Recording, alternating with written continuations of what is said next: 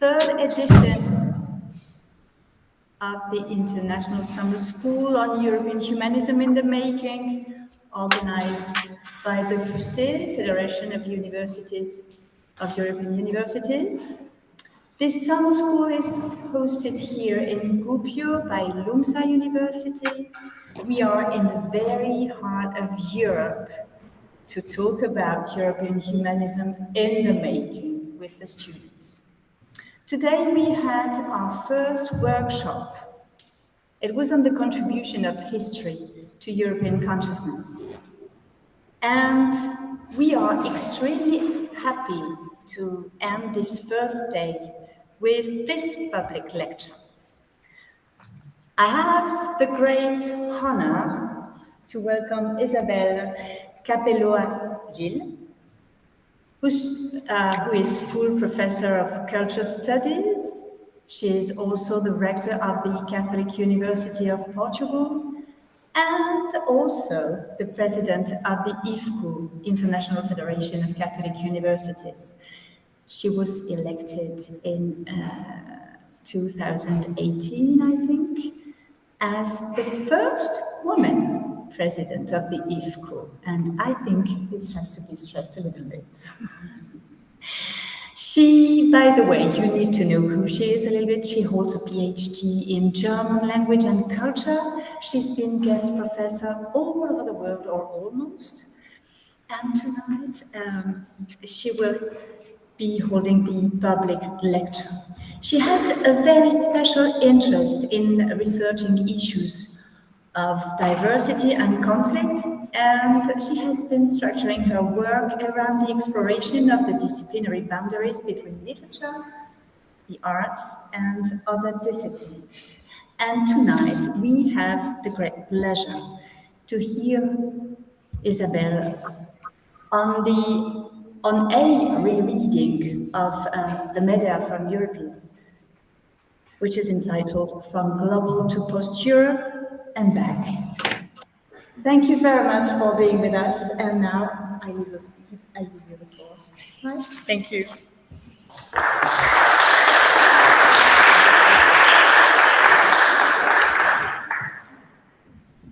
So good evening, everyone. Thank you so much, Sarah, for the kind introduction, and I want to thank the organizers for this very kind invitation to come to Gubbio and to come to the FUSE Summer School. It's truly an honor, a pleasure to be here with you today. It's a very hot summer day, but this is what summer schools are about. And to speak about Europe and European humanism and the construction, the contradictory construction of Europe on a day like this is, I think, also important because it speaks to all our commitment to knowledge, because we are inside. This is a wonderful space and not simply enjoying ourselves doing things that people do in the summer. So thank you very much for inviting me, and it's an honor to be here. And today, what I want to share with you, discuss with you, is a sort of narrative of Europe against the grain. I want to look at some of the sources of European culture to see how those sources speak about the integration and the struggle over difference. How they speak about a different narrative that is also part of the construction of Europe. And I'm looking, I will start by looking at a very particular story, the story of Medea, the myth of Medea. And to start, I may just tell you how sometimes we take our roots for granted. And when we speak in different contexts, we understand how perhaps a bit even disrespectful we are. Many, many years ago, I was doing my PhD. I was a young student, and I presented, part of my PhD was on German adaptations of the Medea myth and how they connote forms of cultural construction, especially in the 20th century, amongst other things, but Medea was one part of that dissertation. And I was presenting in South Africa at a conference of the International Comparative Literature Association. We had people coming from all over the world. This was in Pretoria in the 90s, 1999. There were people coming from all over Europe. And I was speaking about a modern Austrian adaptation of Medea in the wake of the Second World War. And I simply went on to talk about the playwright, a man called Georges Tabori, and where he addressed the issue of difference that we'll be talking now to connote disability. And so I was interested in talking about Tabori, and of course considered that for literary scholars, it was absolutely uncommon to have an audience where people didn't know whose myth this was, who was Medea. And so I went on to discuss Tabori. And the story of Medea is a tragic story about a woman who kills her children, or maybe not. We'll talk about that as well. And as I went on, finished the presentation, then came the discussions. The Europeans, Americans were all engaged in really teasing out the details of the myth. And then someone raises her hand and says, well, I must ask you, I'm from China. I'm from University in Shanghai. I'm absolutely shocked with the story. What happened to this woman? Was she sent to jail? Was she, what happened to this woman? And at one stage, your reaction is, wow, this is lack of knowledge. Then a second question came from someone in Nigeria. This is completely unacceptable. How did this woman manage to become a theme of representation? And on and on. And it hits you suddenly that you are not alone in the world, that you cannot take for granted that your culture is received, is known, that our classical tradition, that our roots are common knowledge in different areas of the globe. It was a learning moment for me. And it is also from this understanding that I will try to share some ideas with you. Okay, so let's see if I can put this. And I will start, so this is basically the project for today. I'll start with Medea sort of as an entry point into a discussion, a different discussion of what Europe as a cultural concept means to us and what it can mean, and how we can interact with this legacy of the past and move towards the future. So a concept of Europe as limit and potential. Then I will look into the character and the figure of the refugee and the exile, which Medea is in the end, and then a conclusion. If I don't get very far with my lecture, there's one thing that I want to make clear. It's that this understanding of Europe is of a cultural system made of mobility, transition, where people from all over the continents have, in different instances across the millennia, met, fought, discussed, interacted. We have had violence. We have had knowledge blooming out of this contact.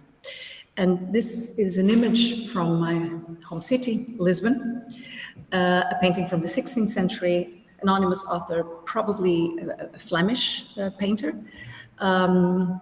which was recently, roughly 5 years ago, displayed as the centerpiece of an exhibition at the National Museum of Art, of Asian Art in Lisbon, an exhibition called Global Lisbon. And it spoke about Lisbon as a hub, as a center for the intersection of cultures in the 16th century, What we see here is the main commercial artery of Lisbon, the 16th century, the Rua Nova dos Mercadores, the new street of merchants, where you could buy anything from Indian spices to Venetian clothes, tissues and clothes, to Murano glass, to pepper coming from, produce from India. It was truly the whole world encapsulated in the processes of bartering and merchandising in that street. And you see the colonnade, very much resembling what we have here in Gubbio, the market, in the market area, right, in the architectural. This, of course, has all disappeared because there was an earthquake and the tsunami in 1755 in Lisbon that completely destroyed the medieval town. We still have some remnants in the upper side of the city, but basically this downtown area was completely destroyed. What is interesting as well in this painting is the racial difference in the painting. You see people of all colors and shapes depicted on this painting. And if you look closely at religious art produced in Europe in the 16th century, in the 17th century, you see this narrative of difference welded into the general religious or mythical stories that those paintings display. And they don't tell a homogeneous story. You can read the story of slavery, you can read the story of contact, you can read many different experiences going on in that at that moment, at that occasion. And it's this understanding of Europe that I want to discuss now, starting with Medea. And I'll start with stories, why stories like Medea's, why myths are important.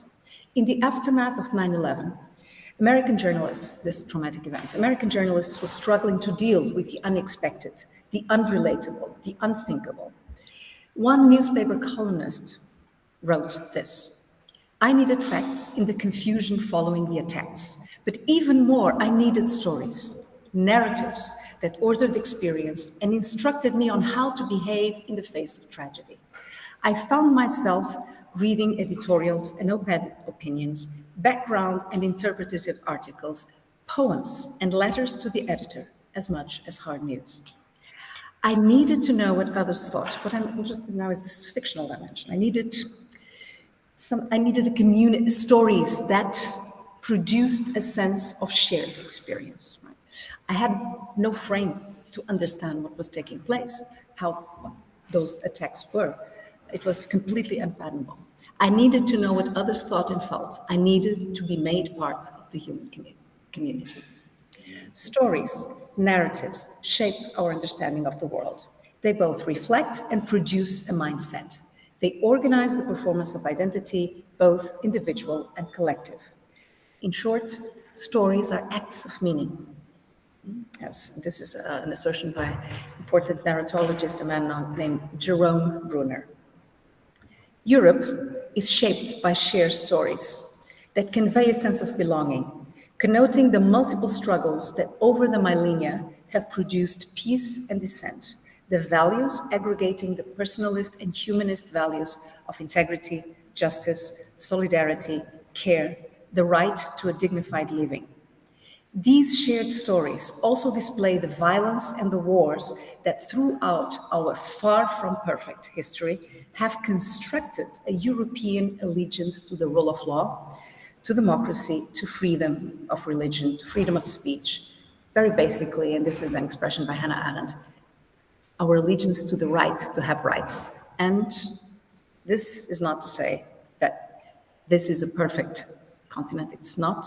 We have to acknowledge all the violence, all the tensions that Europe has and Europeans have been responsible for, but it is important also to consider this other side. This is what moves us and guides us forward. Stories then not only reassure us of who we are, but as acts of meaning, they allow us to reflect critically on the processes that have shaped our becoming. And the question for this lecture today is, why is it important to speak again today about the power of these stories for the European ideal? We are now at a crossroads. I mean, in Europe, all you hear is the discourse of crisis. This is an interesting image that I wanted to show. It was produced by environmental activists in the Arctic Ocean, the Vitruvius Man, made with rope in a dissolving iceberg. Why? Well, because we are enmeshed in a mess. We have naturally the climate challenges, war, the issues pertaining to the widening of the Union to to the European Union now, and the European Union and Europe are not identical, of course, but let's say that also in political terms, the discussions that have been going on over the past decade and a half about the enlargement have created anxiety.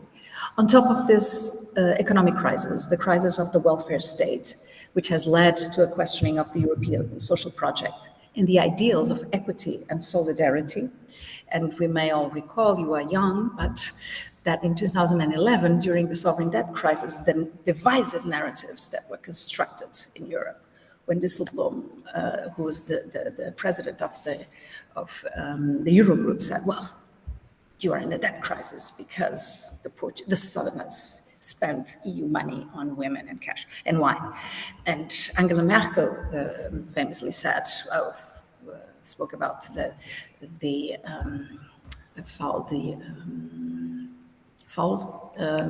lazy Greeks, the lazy Greeks. So these were all narratives constructed to push forward political issues at home, but which didn't do any good to the European ideal, right? So these divisive narratives. It is almost consensual, we may say, that our current predicament, materializing in all-out war in Ukraine, in the corporate greed that we still face, the worsening of the climate crisis, intolerance and social disruption, derives from the buildup of a dissonant reasoning that places the use function of everything before its intrinsic value, that subsumes value to monetization and instrumentalizes humanity to short-term objectives. In an essay written during the occupation of Poland during the Second World War, writer Czesław Miłosz saw that more than the raw violence unleashed upon his fellow countrymen, the most corroding element of the occupiers' actions lay in the disruption of a structured system of knowledge, behavior, and belief, jettisoned by an anti-intellectual agenda. And he wrote, from contradictions rooted deep in our system of knowledge, a conviction has arisen about the fundamental unknowability of the world, along with an understanding of truth with limited responsibility, truth for human use with no pretensions whatsoever to being eternally binding. So this disavowal from truth, from guiding principles, and we are all living in the world of fakeness and fake discourse, really deepens and increases, that is much more problematic than all of the other crises that are going on. Because when we consider the political model of Europe, the democratic political model, we understand that this model rests on the empowerment of individuals to make reasoned choices, substantiated in the rule of law, political pluralism, and the basic freedoms guaranteeing human dignity through the accepting coexistence of respectful difference. Democracy is something that is never truly accomplished, that we have to fight for every day, because it rests on the possibilities of individuals to reason and to think critically. And this is a heritage, it's a legacy that we have inherited from European humanism. The philosopher Massimo Cacciari, in his book Saggio sull'Umanesimo, very bad Italian, I think that's the essay on humanism, places this very clearly at the forefront. This rereading of tradition that takes place during the Renaissance The novelty it brings is to teach individuals how to think critically, to have the possibility to reason and to think, to choose and to dissent respectfully. So this is the potential as well to make informed choices. Hannah Arendt, for instance, says this: what the ideal subject of totalitarianism is the one who cannot distinguish between what is true and what is false. It's not the Nazi or the communist, it's just the person who is who chooses simplistic narratives over reasoning and thought. And this is not the legacy of Europe and of European humanism. So one of the current concerns in European discourse, again and again, it will never go away, is again the question: who is European? Who belongs in the narrative? Who shapes the narrative? Who is entitled to shape that narrative? Who is entitled to tell the story? And whether Europe continues to be Europe if it encompasses the flows of global diaspora. Is it possible, and when we speak of global Europe, are we doing harm to the roots? Is this possible?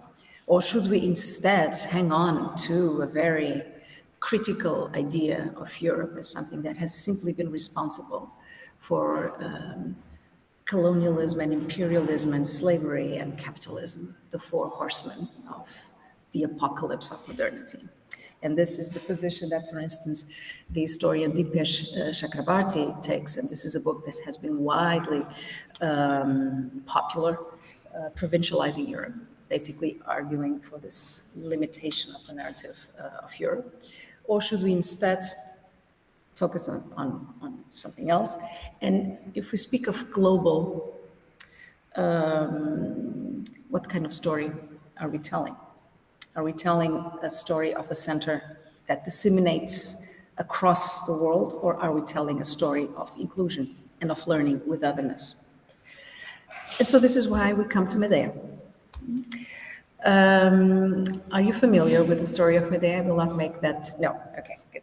So the story of Medea connotes the foundational struggle over cultural, ethnic, and gender identity around which the imagination of Europe is produced. There are many sources to the story. I will simply focus on aspects of Euripides Medea, which dates back to the 5th century BCE, and with some references also to the Argonautica by Apollonius of Rhodes. We can say that the story of Medea is a story that haunts the imagination, because it tells a brutal story. It tells the story of a barbarian woman brought into Greece with her children and who is abandoned by her husband, Jason. And when that happens, she decides to end his progeny and kill the children. So when we think about projections of ideas of womanhood and motherhood, the story of Medea is a story of unreasoned violence, right? This led, for instance, Seneca, in his version of Medea, to consider her the machinator of evil, woman as the seed of all, the plotter of evil. And it is this image of Medea that has shaped the adaptations of the story. But this is the simple story of Medea. This is not the complex story. We're going to deal with the complex story of Medea. Medea's narrative, so this story, is first mentioned for the first time in a genre of narratives which were called the nostoi, so return narratives. Narratives telling short stories, myths about homecoming, the homecoming of seafarers. Basically, these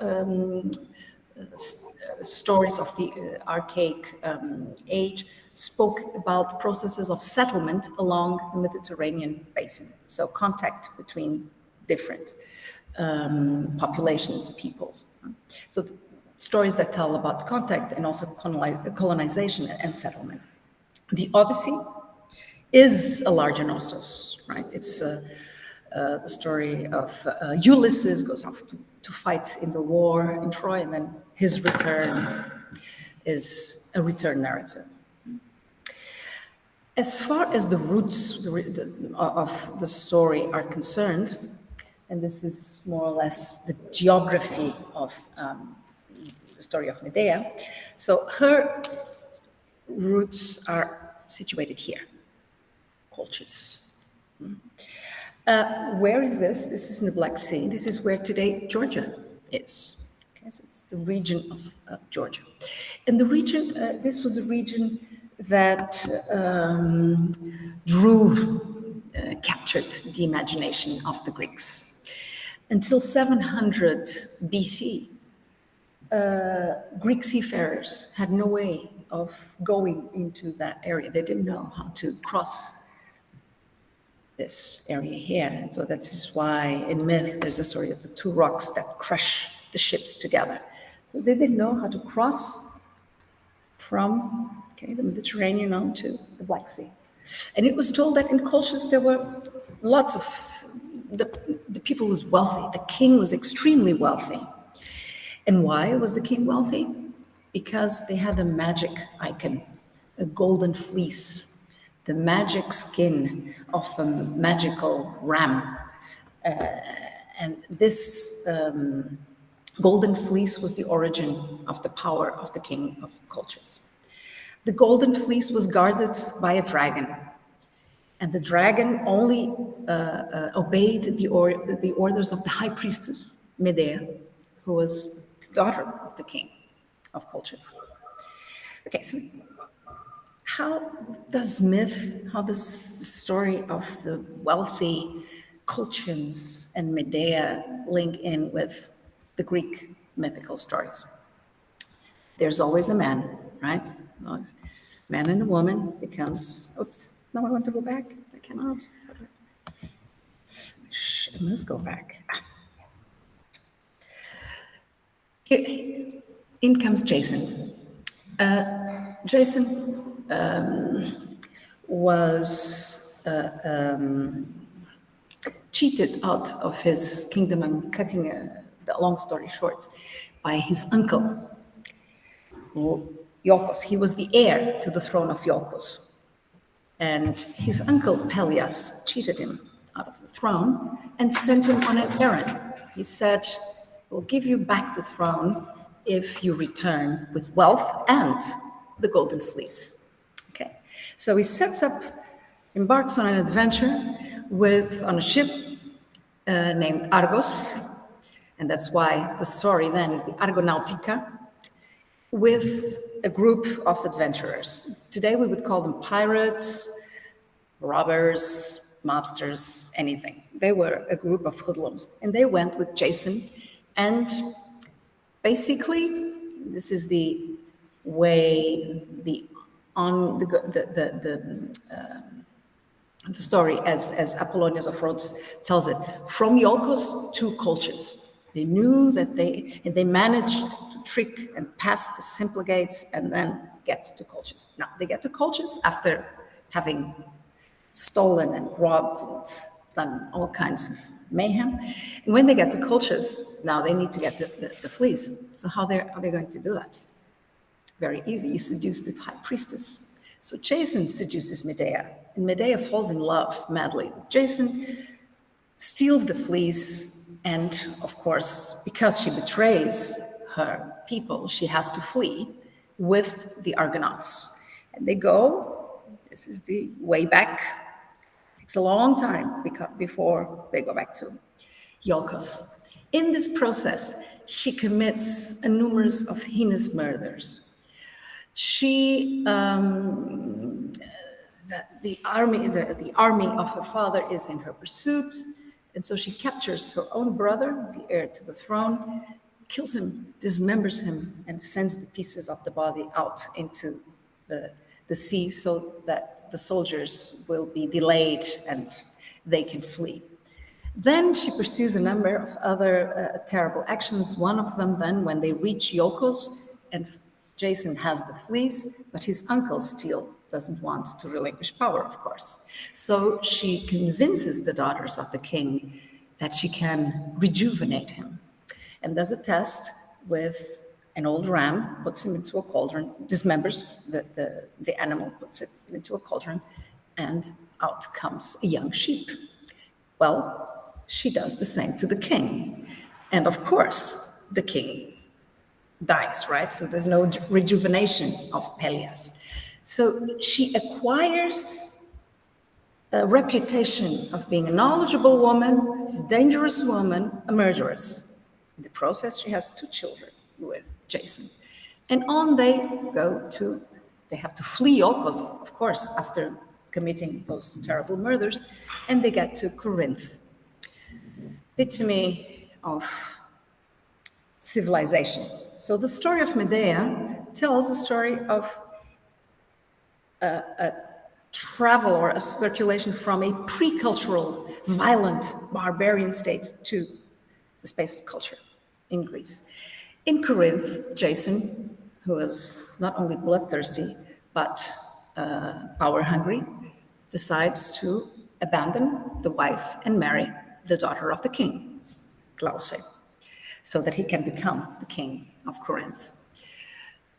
This is when Medea goes on a rampage. This is too much.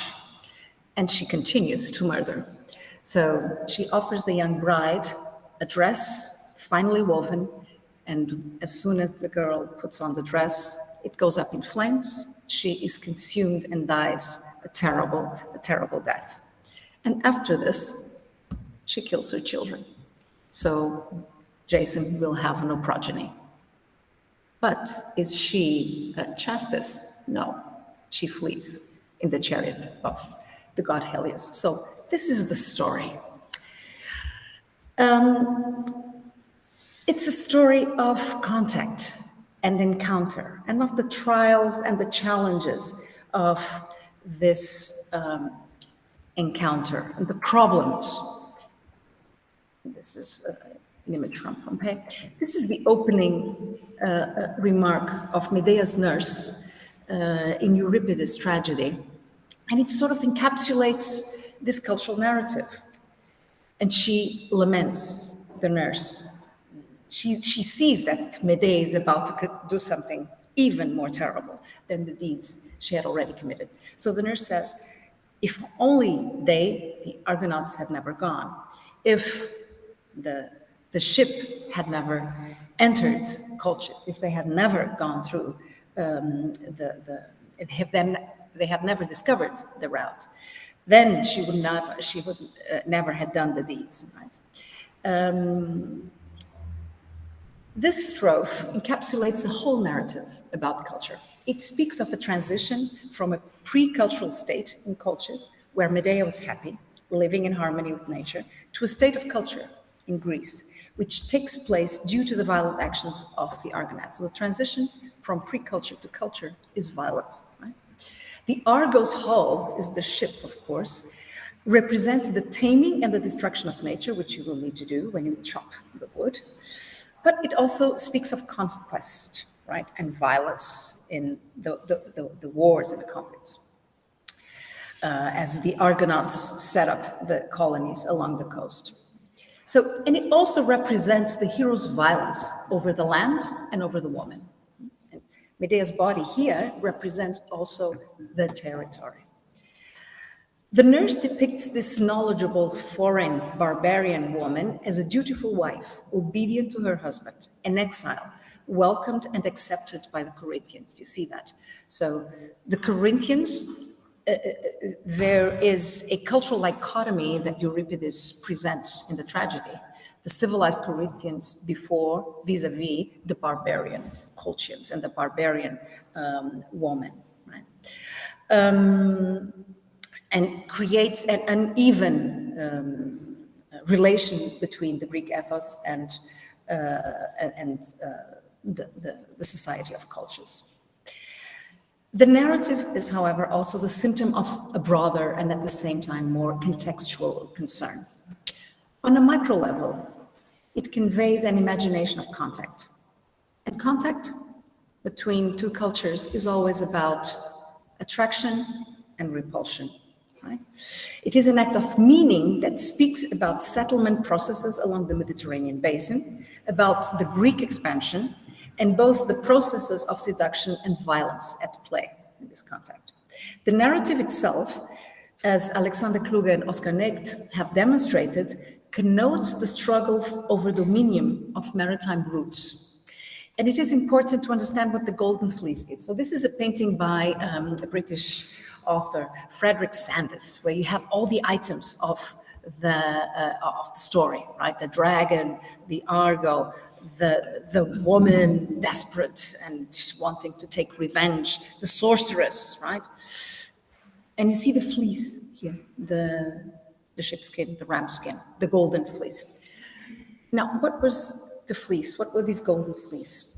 They are, or the fleece is a mythological representation of a nautical chart, of the archaic nautical charts. They were drawn in the back of the skin. So this is where the seafarers would create the routes or the incision for the routes. And they were deeply protected as treasures. They were truly the treasure, because it was these nautical charts that gave access to cultures. Right? So the whole elements in the plot about the wealth of the Colchians have to do with this, with the nautical chart that would allow the seafarers to go there. So who owns the chart controls the route, meaning controls the trade.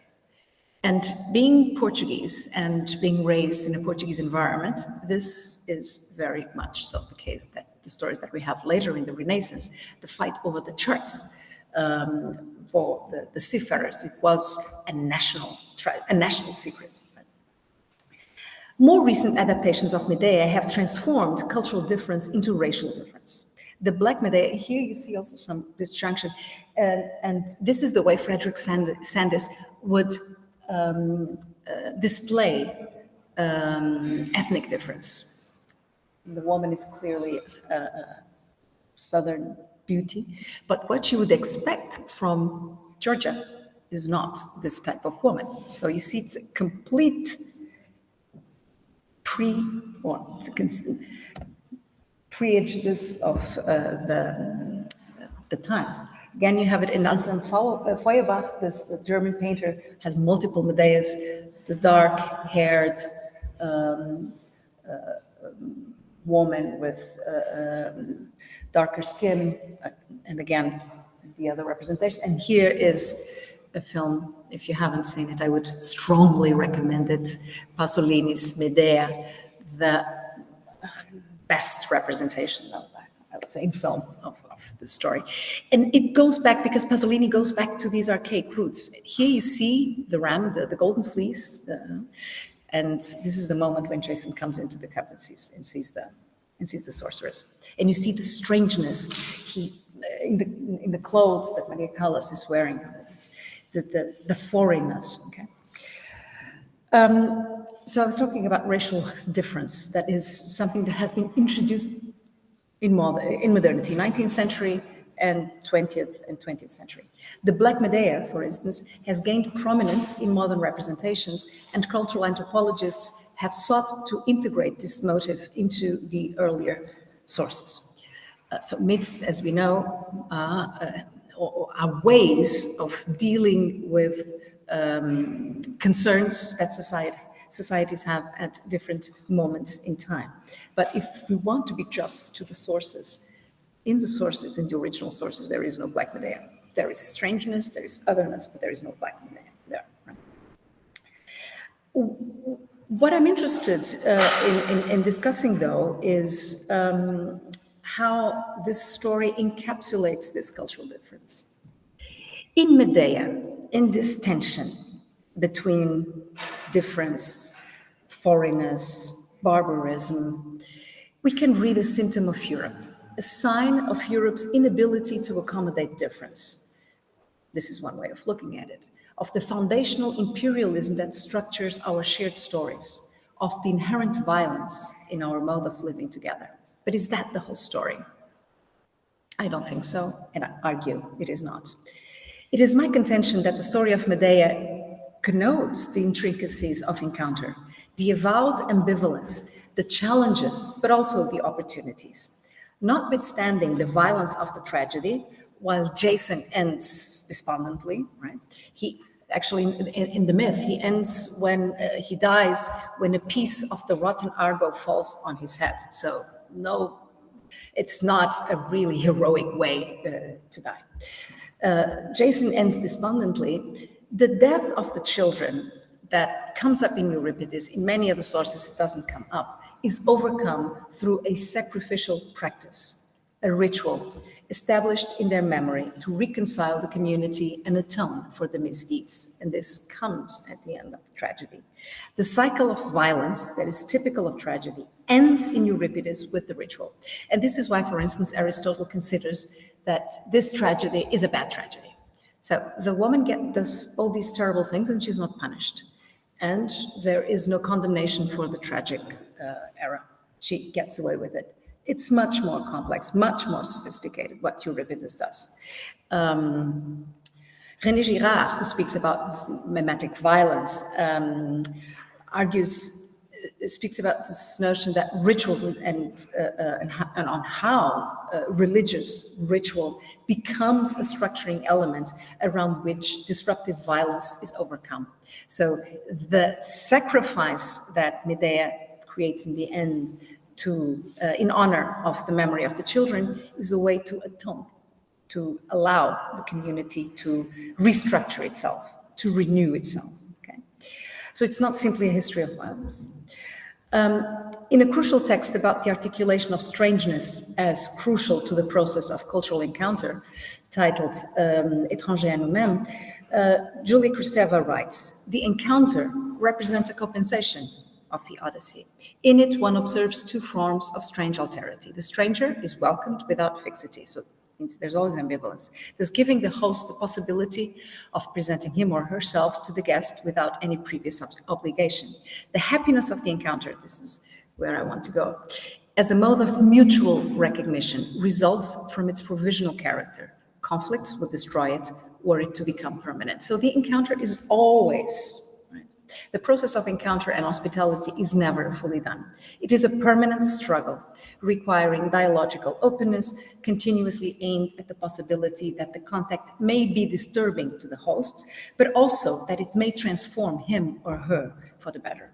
So Medea's story is disturbing for us, but what we learn from it is that in the process of culture, violence is present, and it is necessary to find a way, this is what the process of culture is, to atone, renew, and recycle. The two driving forces shaping and even threatening the livelihood of our societies today, dignity and freedom, require us to be aware of our position as negotiators of difference. And this is not a concern of the present. It derives from Europe's process of becoming as a diverse culture made of many cultures. So not a homogeneity of roots, but a diversity of many cultures. Medea speaks of mobility, transition, knowledge derived from strange lands. Her story speaks of astonishment before the great achievements of other cultures, and it speaks of fear, of violence, danger, and power struggles. It is a border narrative developed out of Medea's symbolic female body. I suggest that through Medea, we may understand Europe as a story of encounter and porous borders. It tells a story as well, porous borders. A Europe that is always and already a post-Europe, a rich space of conviviality that does not disavow the difficulty of the encounter. I'm taking a lot, but I will go into the second. How am I doing on time? Do I have time for the second part?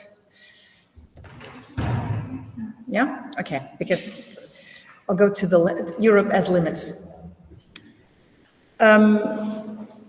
And if you take from the story of the ambivalence, the porousness, the mobility, the transitions that shapes the story of Medea, what I want to argue is that this is extremely important to imagine Europe as limit and potential.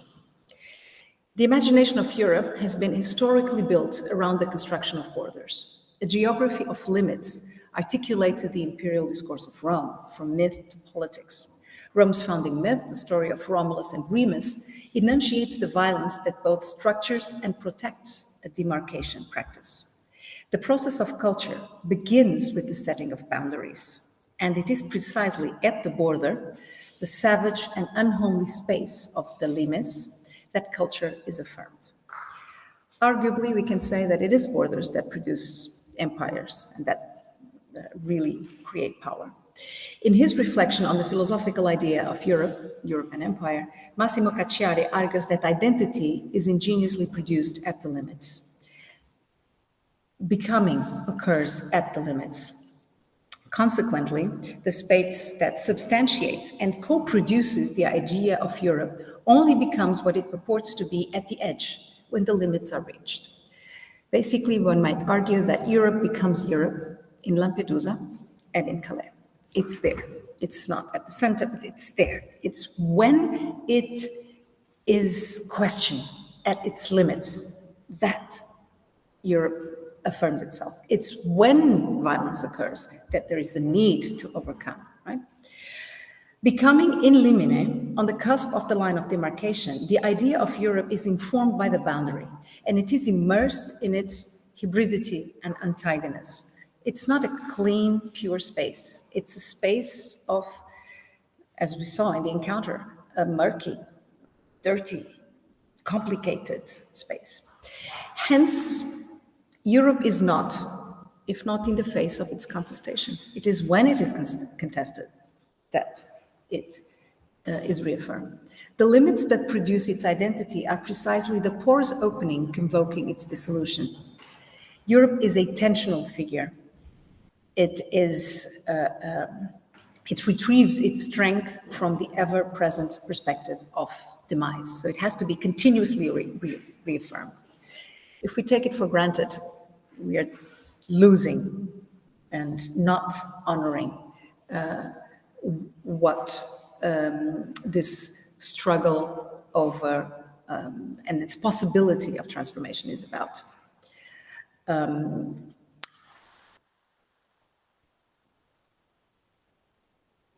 And who is the figure that represents this liminality? Well, it's the migrant, the refugee, which Medea is as well. Right? A woman of distinction in terms of status, knowledge, Medea is also a refugee. In the rhetoric of culture, the border and the refugee are conflicting figures. While the former connotes exclusion, separation, the limit, the border creates the limit, right? The latter, the refugee, wants to pierce the border, wants to cut across the border, right? So they are sort of two figures in conflict, the border and the refugee. What the refugee tries to do is to evade the stability of demarcation. But one would not exist without the other as well, right? You require the refugee in order to have the border and vice versa. In our day and age, the refugee seems to have captured our common imagination. More than a condition, the refugee has become an icon, conflating pity and fear, anxiety and solidarity, hate and sympathy. A divisive figure, the refugee congregates the collective force of the dispossessed, a collective identification form for beings in transit, migrants, immigrants, refugees, sort of conflated all into one, whose very existence defies the narratives of wholeness and cohesion that make up the normative idea of the state, the community, collective memory, and even shared practices of communal belonging. Because it is positioned on the threshold of the cultural structures that organize the social, the refugee is, the figure of the refugee convokes a flow between spaces, which has also similarities with the work of translation. Refugees are translated beings. They are always on the move, right? And they are in flux. And it is this flux that also creates anxiety. I want to look at, very briefly, and end with that, at Hannah Arendt and an essay she wrote in 1942 called We Refugees, and from that close. The refugee convokes a fear that both defines her status of unbelonging, mediates her interactions with the environment around her, and acts on the surroundings. The very description of the refugee status semanticizes fear as the driving force behind her existence.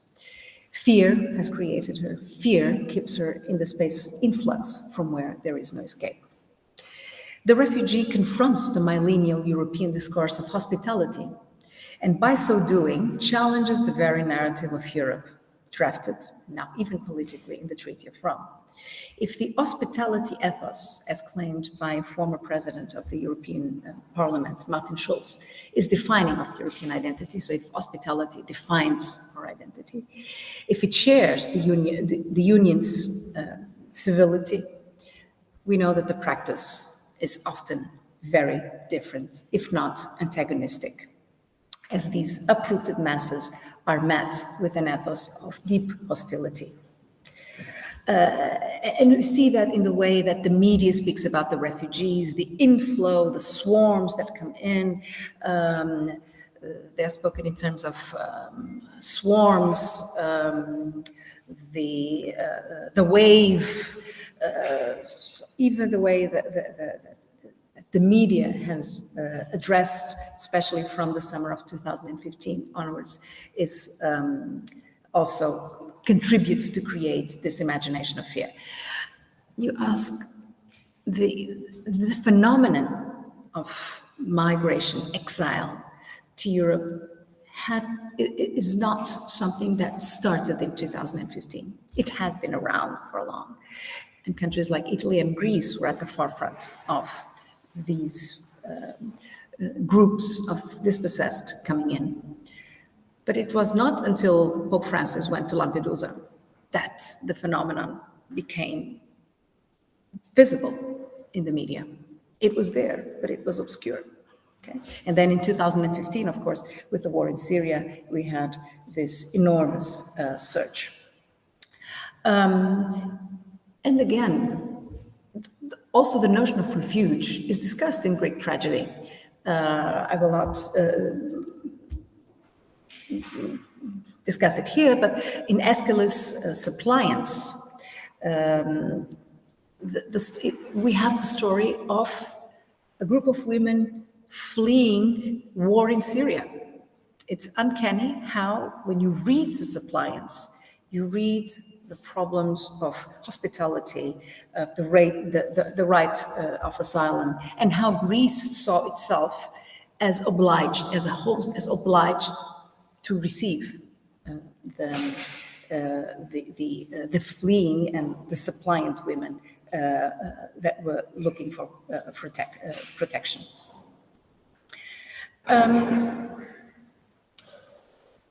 Let's go to, and you see that also in the Refugee Convention of 1951, the way the refugees defined as someone is also integrates or articulates the idea of fleeing or fearful, a flight out of fear from a specific condition, how that creates the idea of fear, also creates, is defining in legal terms of what a person seeking refuge is. And on to Arendt. In 1943, Hannah Arendt published a short essay titled We Refugees, and this was something that was published at the height of Nazi persecution, where Arendt presents the refugee as the paradigm of a new historical conscience, rising against the nexus of the nation and its violent geopolitical implications. I want to remind you that she's talking naturally about the Jews who were persecuted by the Nazi authorities and who lost their nationhood. They were Germans, of course, and they lost their nationhood. And so she speaks of the refugees as a figure that has no place and that overcomes also this nexus of the nation. Addressing the condition of the European Jewry fleeing Nazi persecution, Arendt connotes the situation of unbelonging with a radical reboot of the very idea of the human being, which starts with what she calls the uprooting of language. She says, we lost our language, which means the naturalness of reactions, the simplicity of gestures, the unaffected expression of feelings. When you think someone who is uprooted goes from one place to the other, the first thing, you don't know the language of the host nation. You are dehumanized, right? And it's important to understand and to recreate the dignity of that person. Language incorporates the existential and political loss. And this sips into the very idea of citizenship. The refugees, Arendt states, are described by friends as prospective citizens, but interned in camps. She says the refugees has a very funny, not really funny, but sarcastic sentence when she says, well, the refugees, the kinds of people that are put in concentration camps by their foes and internment camps by their friends. So basically, you are kept from, you're looked at always with suspicion. In and of itself, the refugee figura connotes a meaning that it cannot own, a language that is projected onto them by others, their persecutors, their helpers, their keepers, their guards. The language they still relate to, the harbor of that memory of past belonging, is sometimes, as you see, literature. Arendt says, with the language of the home country, sometimes we find no difficulties. After a single year, optimists are convinced they speak English as well as their mother tongue, and after 2 years, they swear solemnly that they speak English better than any other language. Their German is a language they hardly remember. So it's about creating a new identity, forging a new identity. Arendt diagnoses the process of passing the refugees go through as they move in the translation zone. If you are in France, you wish to be Frencher than the French, or more American than the Americans, if you are in the US. She writes, our identity is changed so frequently that nobody can find out who we actually are. They have been fully dissolved in the maelstrom of the flux. And this is where Arendt finds their weakest link. For whatever we do, she says, we reveal nothing but our insane desire to be changed, not to be Jews. We don't want to be refugees, since we don't want to be Jews. Quote end. For Arendt, however, the refugees, the strongest, more able and brave, represent as well the vanguard of their peoples. Those are the ones that were able to escape, that can escape. They are the beacons of the future, but only and if they resist assimilation. Refugees, she writes, driven from country to country, represent the vanguard of their peoples, if they keep their identity. For the first time in Jewish history, Jewish history is not separate, but tied up with all of the other nations. So this is a complicated process of also overcoming of contentious relation with that Jewish identity. And this passage has lent itself to very paradoxical interpretations. For while stressing the essential need to hang on to identity, she questions the messianic singularity of the Jewish historical narrative, embedding the future of the Jew with the common future of humanity and proposing an understanding of citizenship told from the perspective of the minority, the pariah, as she writes. Arendt's take results from the conditions of the Second World War and the crisis of belonging articulated in this context. And yet these claims also speak uncannily to the experience of Europe in our day and age, when the fiction of the nation at times resonates as a hollow signifier before a reality of ethnic hybridity, multiculturalism, and growing inequality. We'll come to the end. The refugee is arguably the supreme contemporary, the timely figure convoking the memories of the past and the potential of the future, who in our contentious temporality has become the tool to address the controversies of our times, a mirror held on to perceived notions of identity, citizenship, space, national language. In a way, we project ourselves, what we receive. It's not simply that we receive difference from those who come into our borders, into our countries, but that we project ourselves in them as well.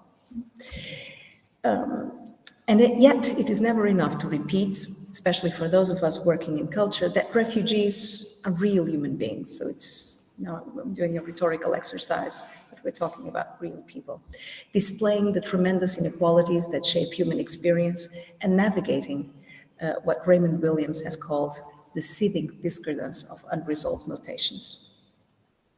To go back to the beginning of my argument and to close, if Europe is to have a future, it could well do with the practice of re-inspecting the border and the refugee as not another, but the self. And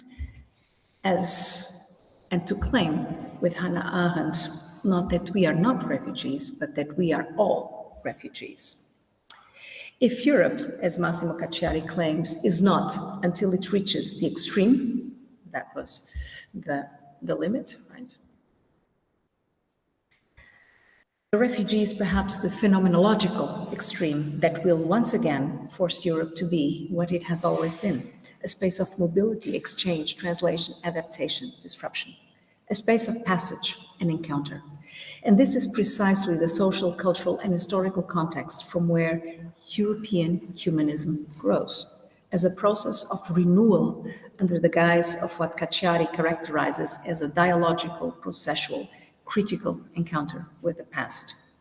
This critical encounter that lies at the root of European humanism makes it a powerful proposal for the renewal of our runaway present. Thank you.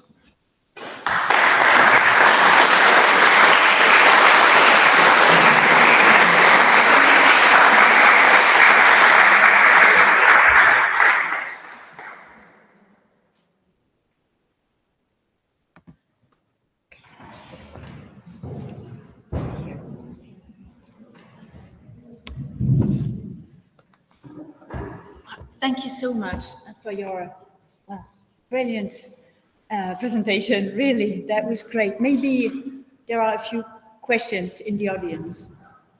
Maybe you have questions. Yes, please. You did not acknowledge that question because, first of all, thank you for lecturing for this multidisciplinary reading and text. And what I also thought about during the lecture was, first of all, that we are talking here about revenge, and I think that in Europe and in literature of different countries and in Korean literature as well, topic of revenge is really prominent and the one that we can get away from, because it's always, although we don't see what happens to Medea in the end, but we know that she's flee, but we don't see that the second one stayed off. We don't know whether she was maybe followed and what happened to her, and we don't know that the cycle of revenge actually is in place. And one thing in literature, academics, Olivia Lucio, she specializes in Ukrainian literature. She has a case-wise history of Ukrainian literature to violence and revenge. And I really think that this question comes to the same from the never-ending cycle of revenge is prominent in all of our discussions. This is the first remark I wanted to add, and the second one is really interested in how we also explores these shadows, foreshadows, the relationship between generations and generations in crisis. And because the story of Medea and killing children is not the only one, I know there's a novel of others from Horsemen about being offered the civil word in the United States. And one of the episodes, Black women as escaped slavery has to do with one for a child, because there's enough possibility that she will be captured and her children will be brought out of slavery. And so this idea of one generation not understanding how to bring up the next generation in the crisis is also, I guess, common and important, as well as the space of absence, because as would be unborn children, or fathers of born children that would be unborn ideas, or unborn books. So I think that all of these topics that they could add to discussion and to discussion of representation. Thank you again. Thank you very much. Let me make two comments. The first one on revenge. Yes, the question of revenge is at the root of if we think about the cycles of Greek tragedy, the Labdacids, the story of Orestes, the death of Cassandra, the whole cycle of the Atreides is premised on generational revenge. But the tragedies also, other than Euripides, and Euripides' case is very, very interesting because it truly ends with the setting up of the ritual. So the religious atonement, the sacrifice to end violent disruption. Okay. And it is unique in that regard. In the cycle of violence of the Atreides, we have a tribunal, the tribunal of Athena in the third tragedy of the cycle, where basically it is about the decision, since Agamemnon was killed by his wife, then the son kills the mother, and he's persecuted by the goddesses that defend mothers because it's considered a matricide. And the tribunal will decide whether Orestes should be sanctioned or not. And that moment epitomizes a transition from a barbarous moment of culture to a society, Greek classical society, organized by the rule of law and norms. Okay, so you see that the tragedies find outlets to connote this end to the cycle of violence.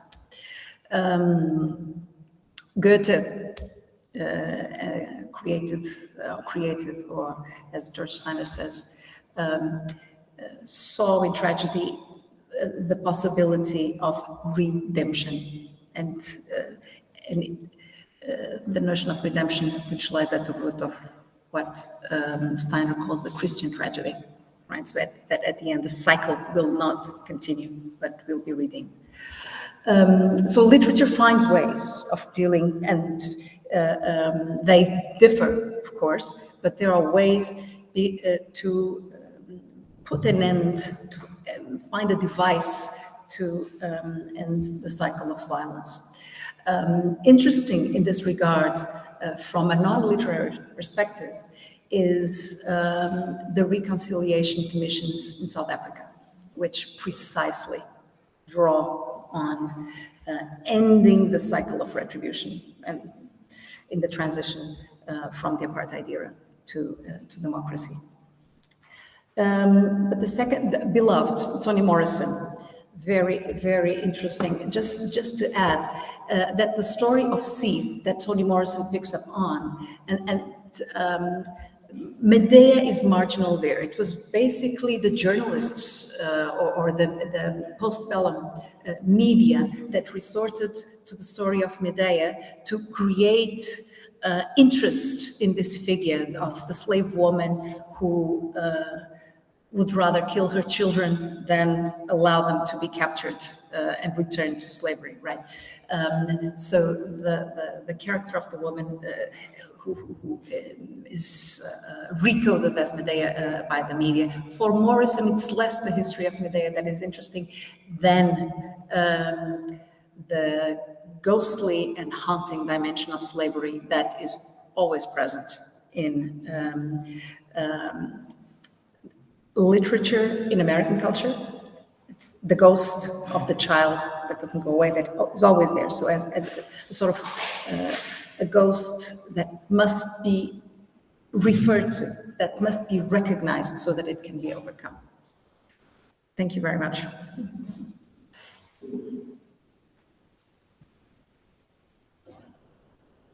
Yes, you covered the topic of refugees. Countries like Germany have proven that refugees are a genuine positive to local economy and the economy. I don't know. But why is this fact has really been denied and ignored?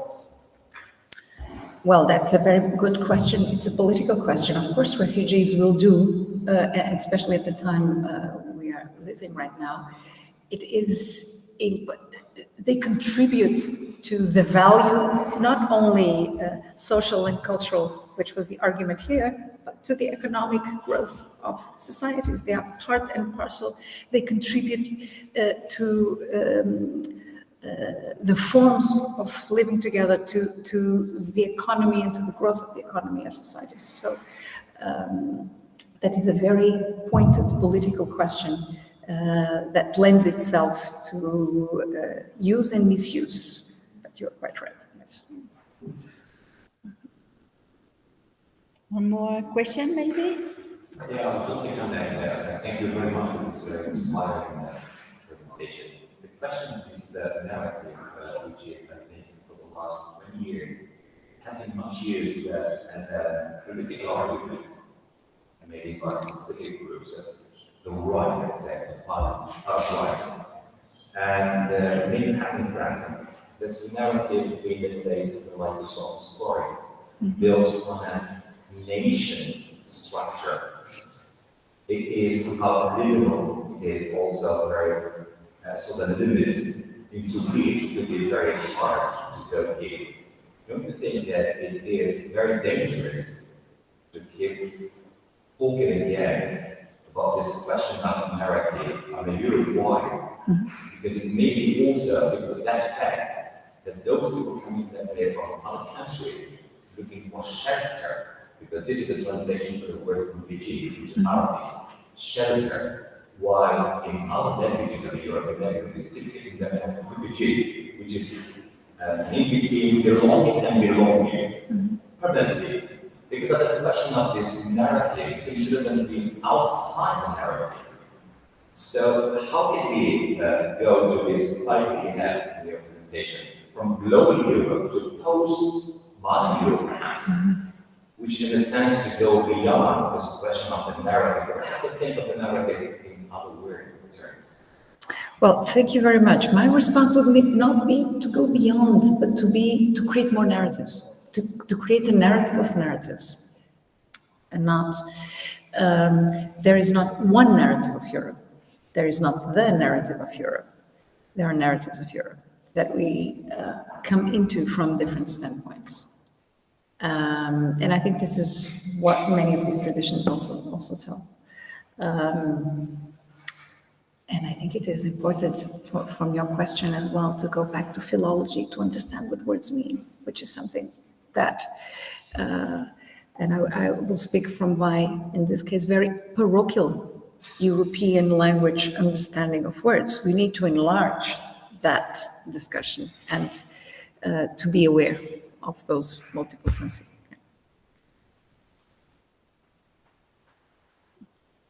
One more question? No? Well, it is time to thank you again very much. I think